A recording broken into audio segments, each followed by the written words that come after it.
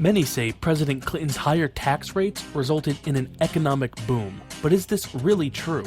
First, let's acknowledge when Clinton presided, the economy was good. But why was it good? Democrats say it's because of his tax increases. Upon assuming office in 1993, taxes were increased, but missing from this narrative is an acknowledgement that taxes were then cut in 1997. In that time, wages had mostly stagnated, increasing only slightly after the tax cuts. Economic growth also improved from a growth rate of 3.2% a year before the cuts to 4.2% a year after. If the tax increases were the cause of Clinton's good economic growth, why then did things improve after the tax cuts?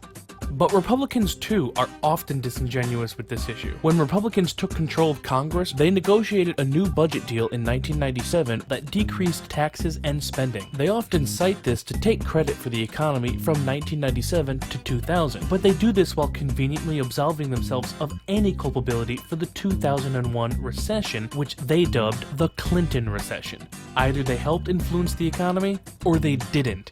It can't be both. So what was the cause?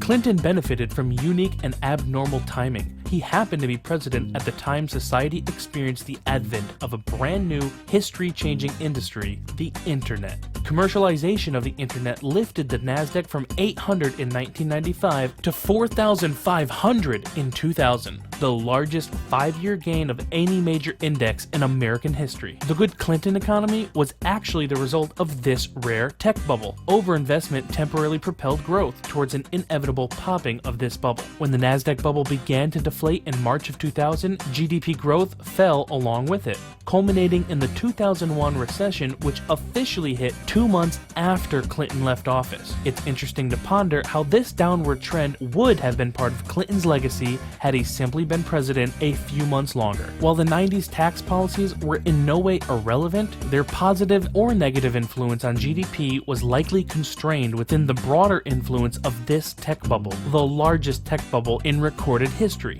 Clinton was and will always be the only president lucky enough to preside during the internet revolution. It's this reason the Clinton economy was so good. In other words, you can't simply reinstate Clinton-era tax policy and get the same economic growth.